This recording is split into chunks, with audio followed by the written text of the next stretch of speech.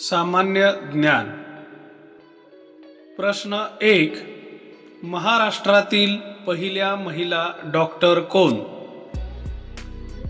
उत्तर आनंदीबाई जोशी. प्रश्न 2. नाशिक जिल्हा कोणत्या फळासाठी प्रसिद्ध आहे? उत्तर द्राक्षे. प्रश्न 3. विधानसभा सदस्य यांना काय म्हणतात?